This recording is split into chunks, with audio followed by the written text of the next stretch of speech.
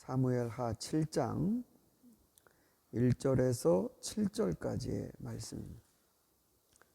사무엘하 7장 1절에서 7절 한 절씩 읽겠습니다. 주님께서 사방에 있는 모든 원수에게서 다윗 왕을 안전하게 지켜주셨으므로 왕은 이제 자기의 왕궁에서 살게 되었다.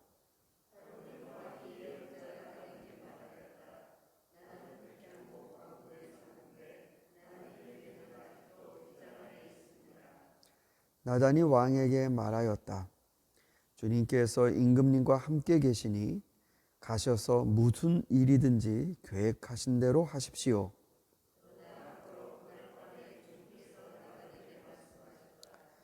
너는 내 종 다윗에게 가서 전하여라. 나 주가 말한다. 내가 살 집을 내가 지으려고 하느냐.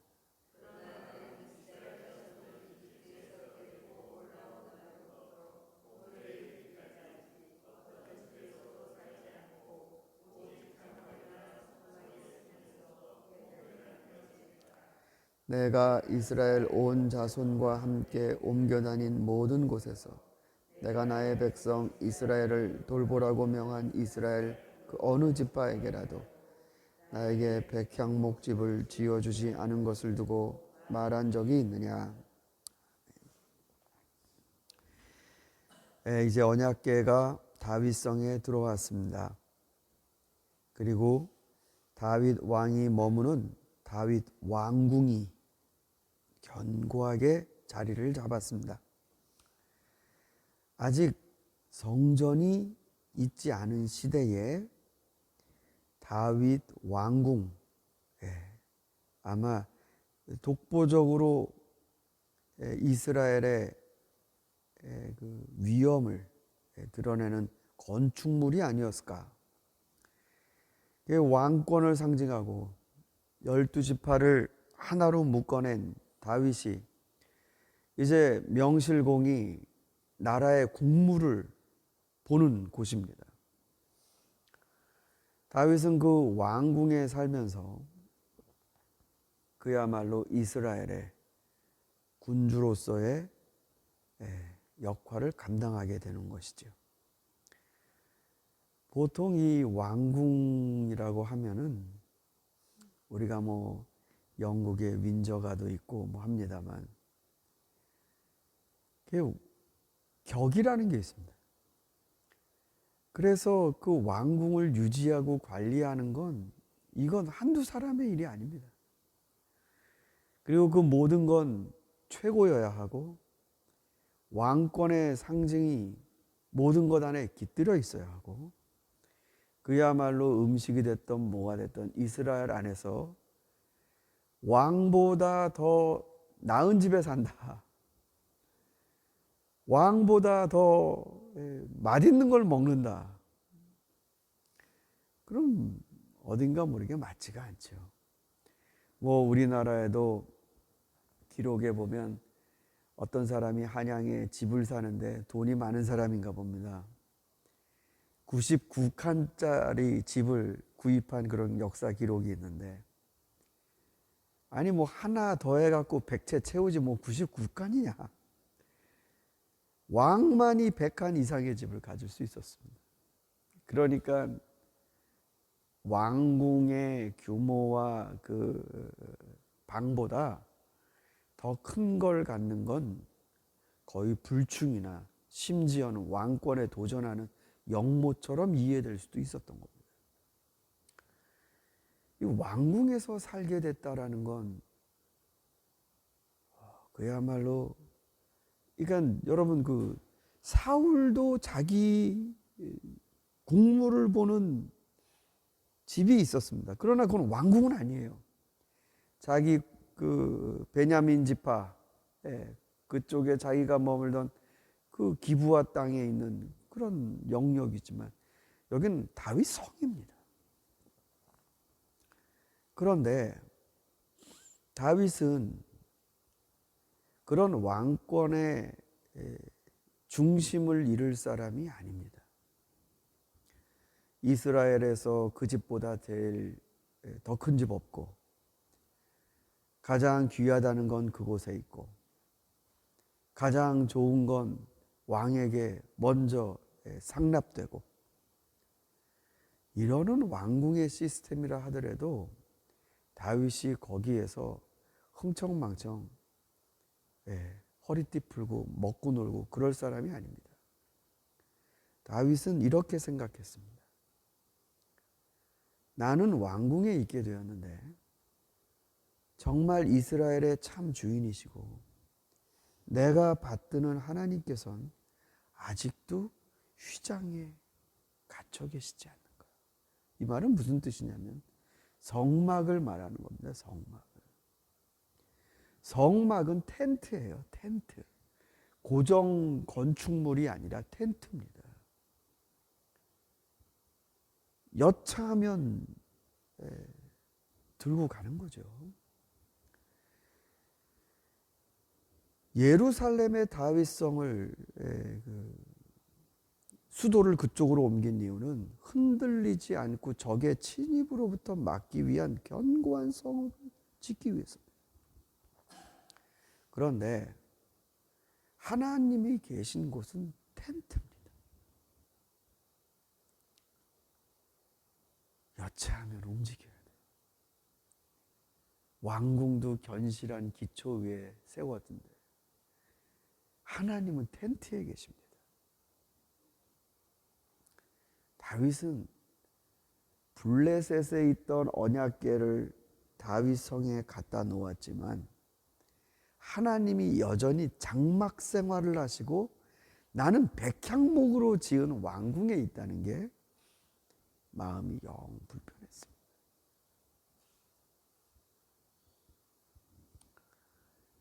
여러분, 겸손이라는 것은 자기를 높이 뜨지 못하게 하는 밑에 무엇인가가 붙들고 있는 것을 의미한다라고 여러분께 말씀드린 적이 있습니다. 겸손이라는 건 자기가 뜨고 싶어도 붙들고 있는 것 때문에 어느 일정 정도 이상 못 올라가요. 밑에 뭐가 붙들고 있는 거. 이 정도 되면 사람이 붕 뜨거든요. 그런데 다윗은 하나님이 이스라엘의 주인이시고 하나님이 나를 종으로 부르셨다라는 이것이 그를 붙들고 있어서 이런 삶의 형편이 왕궁에 갔다고 해서 붕 뜨지 않습니다.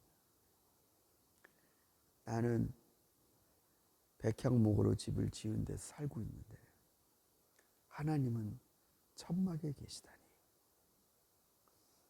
이런 생각은 다윗을 뜨지 못하게 하는 그의 영성의 아주 신비한 독특함입니다.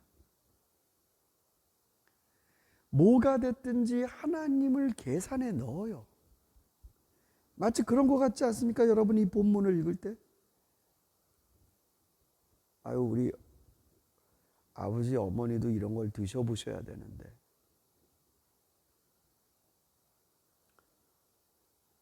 아 이렇게 좋은데 정말 우리 어머니가 와보고 싶은 곳이었는데 내가 어디에 있든지 그와 같은 안 잊혀지고 같이 내 이 존재를 나누는 그런 사람들이 있습니다. 어머니가 됐든 부모님이 됐든 아니면 남편이 됐든 아내가 됐든 마치 그런 것처럼 다윗은 하나님이 그렇게 마음에 자리하고 있어요. 이거는요 율법적 신앙은 절대 이런 마음으로 도달하지 못합니다. 즉 뭐를 하면 뭐를 하리라 이런 계약적 신앙은 이런 마음이 자리 잡지 못해요. 이건 도리의 신앙입니다. 도리, 율법이 아니라 도리. 내가 이렇게 해도 되나? 하나님은 천막에 계시는데 내가 지금 내 밥 먹는 식탁 하나가 좋은 대리석으로 흔들흔들거리지도 않고 아침만 되면 반짝반짝 닦아놓고 이런 데서 내가 밥 먹고 맛있다고 이게 맞나? 이런 생각이 들어가는 거예요.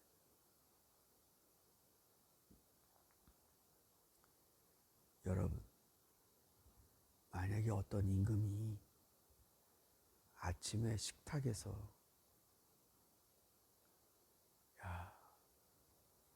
월세 못 낸 것 때문에 자기 딸이랑 새방에서 번개탄 피워놓고 거기에다가 월세 못 내서 정말 미안합니다. 유서 하나 남기고 자살했다는 사람들. 그런 사람들 이야기가 마음에 있으면 너무너무 불편하죠. 내가 이거 요번에 특산물 올라왔다고 이거 우리 아침 반찬에 올라왔는데 나 이런 거 먹고 있어도 되나? 공간적인 같이 있는 게 아니라 마음과 도리가 같이 있습니다.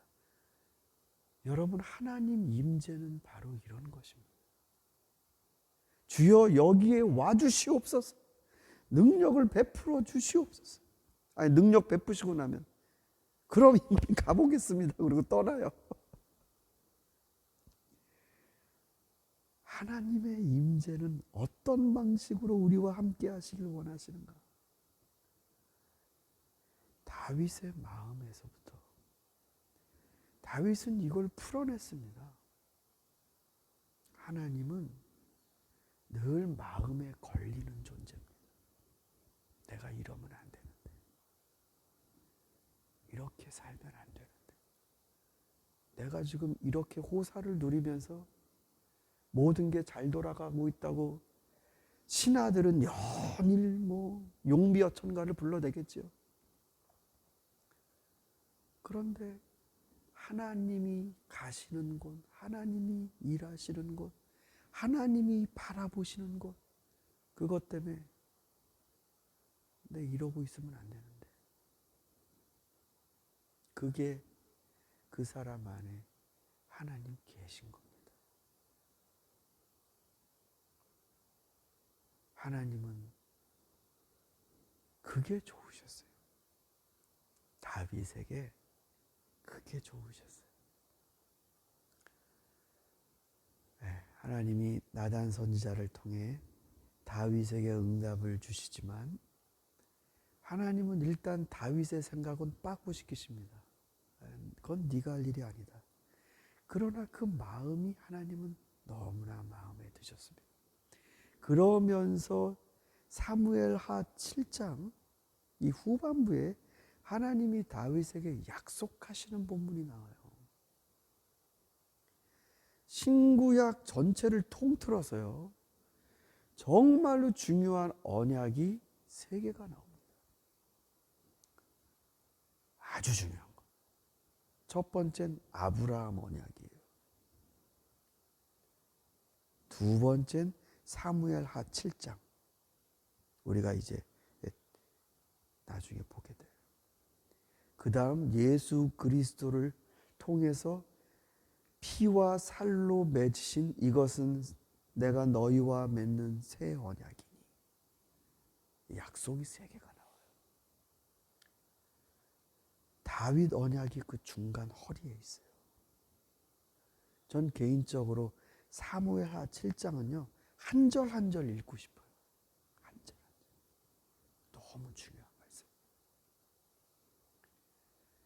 얼마나 하나님이 다윗에게서 기쁨을 찾으셨으면 그런 영원한 언약을 맺어주실까. 사랑하는 성도 여러분, 하나님 때문에 마음 걸리는 일이 많으면 많을수록 하나님 우리와 같이 계시다는 뜻입니다. 교회에 몇십 년을 나오고 직분자가 뭐든지 간에 내가 하고 싶은 일을 하나님의 말씀에 아무런 지장도 받지 않고 하고 싶은 대로 하는 신자라면 그 사람 하나님의 임재를 모르는 사람입니다. 저와 여러분은 하나님 때문에 마음 걸리는 일이 많은 하나님 앞에 도리와 양심이 살아있는 그런 하나님의 축복받은 백성이 되길 소망합니다. 기도하겠습니다.